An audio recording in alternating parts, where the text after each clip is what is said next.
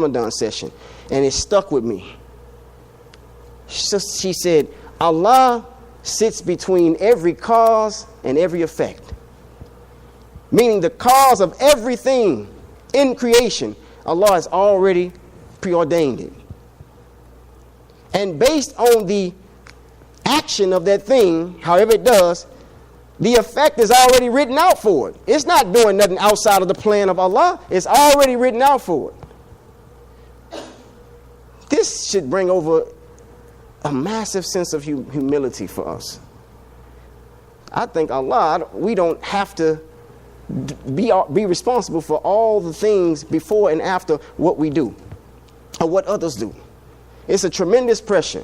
But you have people in the world who are literally think that they can control reality. This existentialist thinking, who think they can control the reality.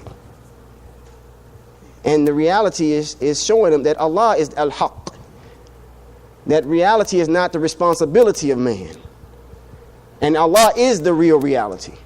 So the repercussions of man when he seeks to try to control the reality is more consequences, more detriment, more hardship. May Allah subhanahu wa ta'ala make us submissive and make us obedient to Him and Him alone, inshaAllah. So in my khutbah today, I want us to understand something that I want to address you on something, then I have a call to action. I want to address something, then I want to call you to action.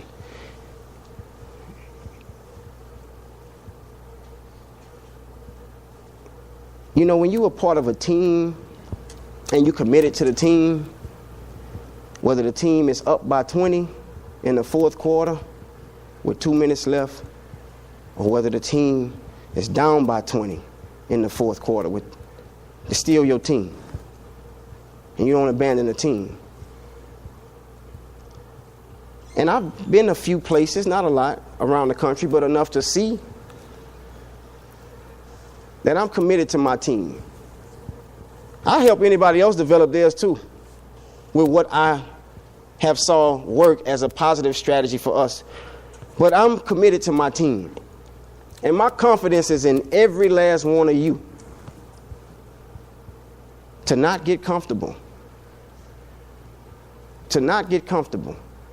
Brothers and sisters, the task for the need for leadership. You probably never heard this phrase before. Some of you may have heard this.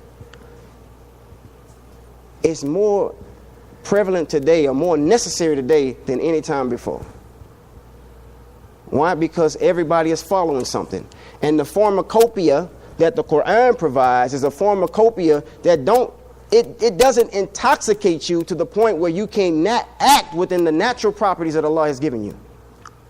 It actually induces and increases your ability. Because when you look at the Quran does not just address intelligence.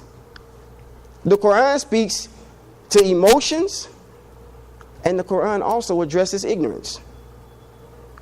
But the Quran gives us the ability to do more than just grow.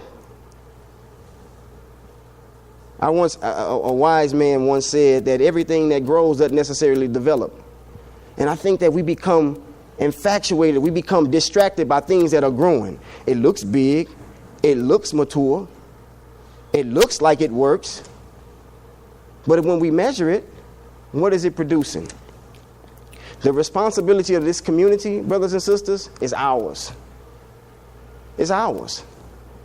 This your team. Now, I have no message for anyone who wants to get traded, who want to go to free agency. I don't have a message for you. Alhamdulillah, good luck to you. But I've been on this team long enough to see the whole masjid get destroyed the same week the leader who's been leading you for 30 plus years pass away. Tell me how traumatic is that?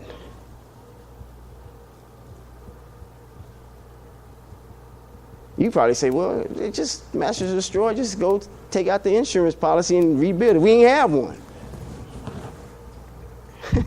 We didn't have one. But Allah didn't destroy it totally. He left a little bitty room that used to be our daycare in our kitchen area, practically untouched. So no masjid and you put in the box. What do? Where's the medicine coming from? We had nowhere to turn but to the Quran and to get to work with it. So now you're sitting in this nice, comfortable Masjid Hill, 6641 Belfort. For those of you who never seen our old building before, this is a 10 times more upgrade than the old building. There's no buckets. There's no double carpet on top of the carpet that got wet the night before, right? The bathroom is not backing up into the hallway. These are the issues that we had before. But Allah put us in an adverse situation, brothers and sisters, so that we may dig deep down inside of ourselves and prove that we are workers for Allah subhanahu wa ta'ala.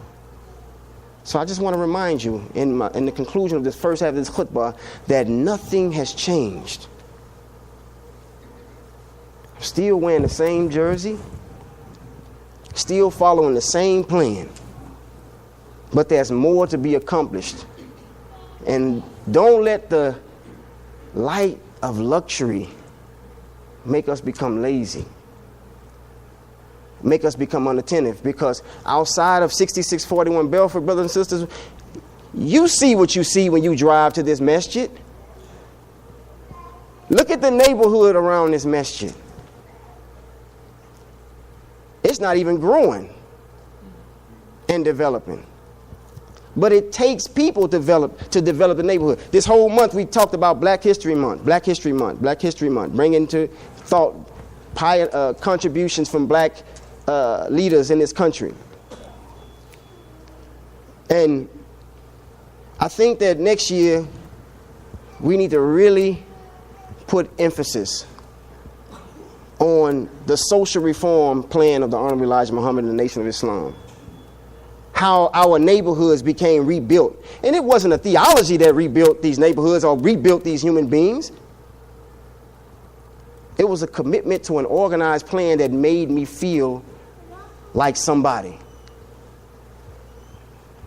And there's many people out here, I see them on a daily basis. They are looking for the person that's in them that has not yet been defined. That identity has not yet been revealed to them. And you know what? You have the ability to help them with this book and with your sweat equity. You know what sweat equity is, right? People pay you for it every week. You get a check for it every week. Your sweat equity. Meaning you come and you perform a service for me, you sweat, and I give you a check for it. This is the devotion that we have to commit ourselves to and to develop in our communities, inshallah. May Allah subhanahu wa ta'ala have mercy on us and grant us success in all that we do, inshallah. رَبَّنَا آتِنَا فِي الدُّنْيَا حَسَنَةً وَفِي الْآخِرَةِ حَسَنَةً وَقِنَا عَذَابَ النَّارِ الْحَمْدُ لِلَّهِ رَبِّ الْعَالَمِينَ. Bismillah.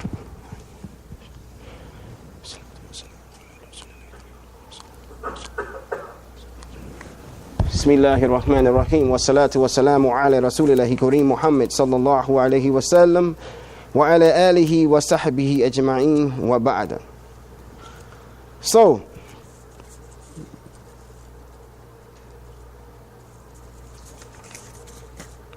our existence, brothers and sisters, is a mercy from Allah subhanahu wa ta'ala.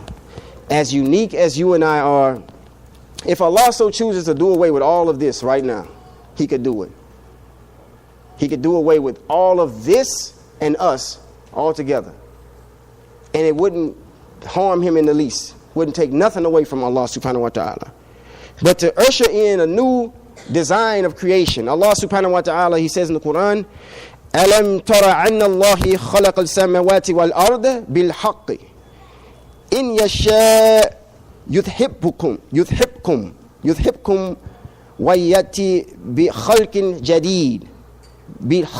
جَدِيدٍ. Can they not see, or do they not see that Allah created the heavens and the earth, samawati wal ard, and bil haqq? The heavens and the earth, He created it in truth.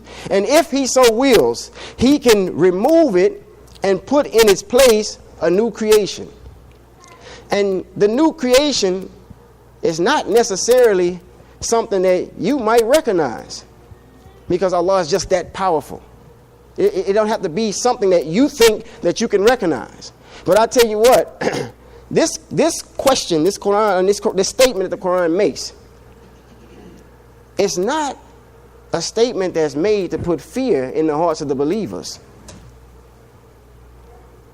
It's a statement of motivation for us to pay attention, because there are some who thinks that this place, this life, or this material world can't be remade.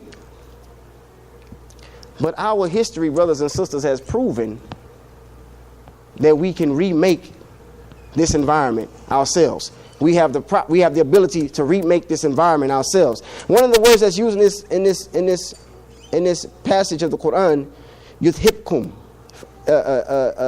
from dhahaba, which you get madhab from. And I know we hit madhab, we automatically think school of thought, but you got to go back, and in its origin, it just simply means to take away something. And madhab was adopted because you take the opinion away from somebody who's probably more learned than you, and you say, I adopt this opinion. But if Allah wants to take it away or remove this creation from us, how would that interfere with any plan that Allah has for the future? Now, this is my message.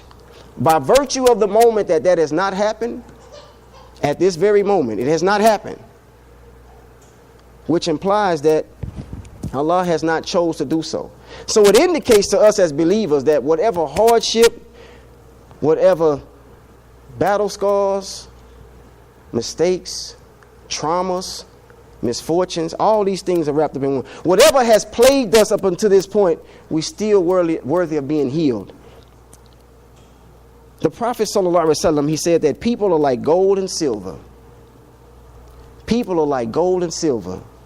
Those who were the best in Jahil or Jahilil, pre-Islamic Arabia, those who were the best in Jahil Arab are the best in Islam.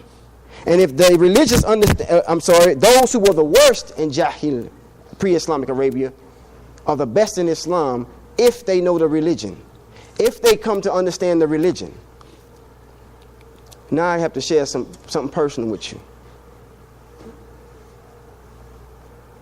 Every one of us has been given an opportunity to accept Islam, to be a Muslim.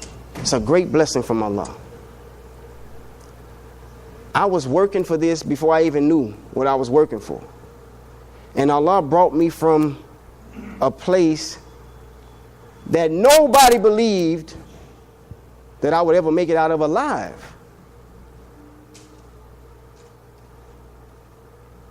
And the only thing that I really believed or that I had confidence in was that this Islam stuff could change my life and give me a better life than the one that I was trying to lead myself. So attaching myself to something that I grew to know was much bigger, much more profound, and gave me much more dignity in myself. Islam became that lifesaver for me. The Quran became the drug of choice, so to speak, for me.